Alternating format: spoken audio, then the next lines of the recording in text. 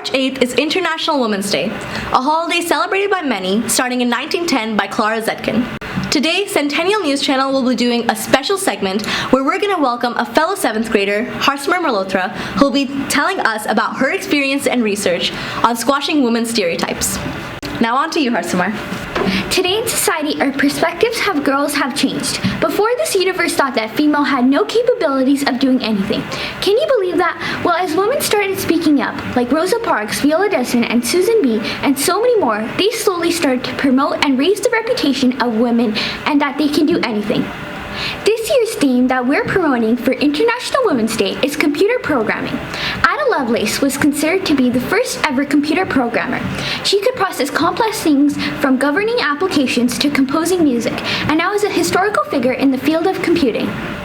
All these women and more have made a valuable contribution to women's rights so far, but still some people today have the mindset and visualization of, you can't do this, you can't go out and work, you have to stay home and be a housewife or a mom just because you're a woman. As generations pass, the majority of the population has settled on women's rights and breaking the bias of it. But still to this day, many people do believe and support that women shouldn't work and should stay at home. Clara Zetkin was a community activist and advocate for women's rights. In 1910, she suggested the idea for International Women's Day at the International Conference of Working Women in Copenhagen. At the meeting, there were 100 women from 17 countries who agreed on her suggestion.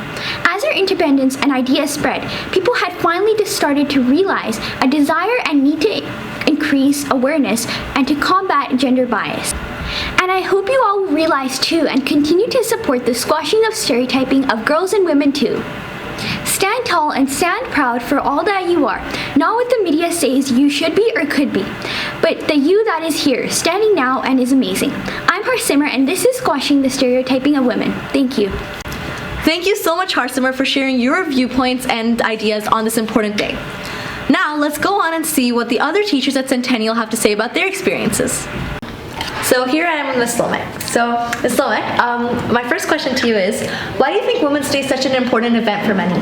Well, Women's Day is a very important event because when you look at today's population, 50% of the world, or 49 depending on which survey you're looking at, is women. So women deserve equal rights, as does anybody. And do you think in today's day and age, society has progressed enough for us to not have to celebrate Women's Day, or do you think it's still necessary? No, by all means, it is still necessary. When you look at developing countries, we've come a long way, but when you look at underdeveloped countries, there's still a lot of work to do. I honestly think that until we can stop comparing men and women, then that's when we'll be done. Even look at, like, so me for phys ed, look at professional sports, right? The NBA and the WNBA. The gap between the men and the women is astronomical, but there are some amazing female athletes, and that just like is one slice of the pie. We're not even talking about, you know, voting rights or education rights. This is kind of talking about recreation in like an enhanced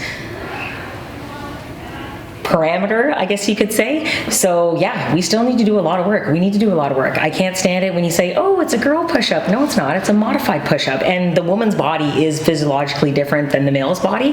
But to look at people as equals, there's a lot of work to do, 100%. I definitely agree. Thank you so much for your time. You're very welcome. So, hi, Ms. Smedley. Hello. So today, in today's day and age, a lot of things have changed. And what do you think it means now to be a feminist? Feminist means, to be a feminist is to be somebody who believes and acts upon all genders having equal rights to all things. So, hello, Madam Randall. Hi. So my question to you is, what are some ways each of us can celebrate Women's History Month, and how can we learn more about it? Well, I wanted to just say thank you for picking me. I feel very honored.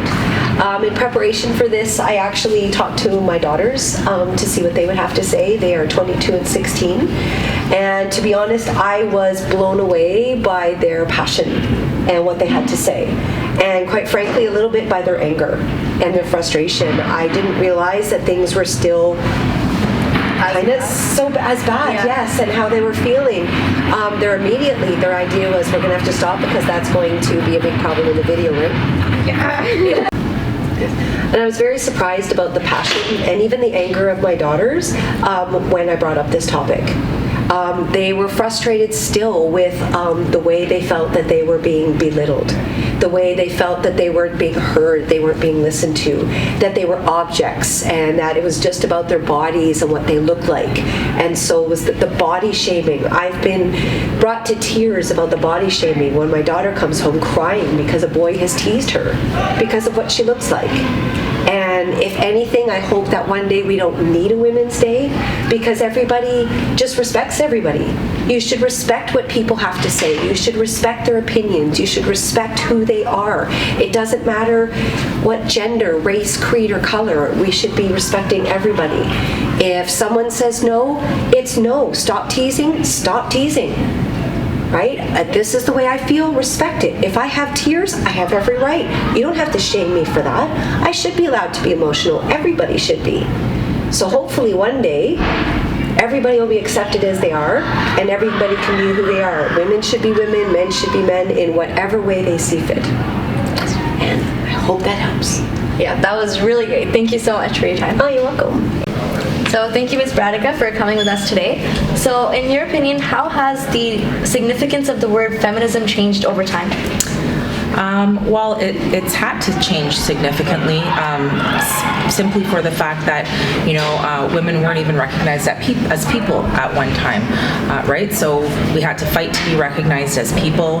Then we were fighting for a right to vote. Then we were fighting for equal pay in work, and all of that is all great, and that fight will still continue. But I celebrate National Women's Day. Obviously, I'm a woman. I'm a proud supporter. But I think we need to kind of move beyond that. And it's not just feminism. It's not just gender. It's race. It's ethnicity. Looking at people as human beings, no matter what they identify as. Until that happens, I don't think we're ever going to really reach an end goal. So my second question to you is, what are some advice that you'd like to give to other people out there who are trying to get over these type of barriers? Two really important pieces of advice that I think apply here are: number one, surround yourself with good role models. Surround yourself with strong women who can be there to support you, and also to advocate for yourself. You are your number one supporter, and you need to learn, because it's a skill, it's a learned skill. You need to be able to learn to stand up for yourself, whether it's regarding feminism or any other issues that you might face in your life. Yeah, I think definitely believing in yourself and working with yourself to overcome this is a big deal. Thank you so much. No. So here I'm with Ms. Banerjee. So Ms. Banerjee, how do you think we can empower young women today? Making sure that they have the same opportunities as our counterparts, the males. And I've noticed at Centennial, we are really good at that with our SciTech program. This year, actually, in my class, I have more girls than I have boys in my class, which clearly shows that the empowerment of women is changing and we're becoming stronger. Thank you.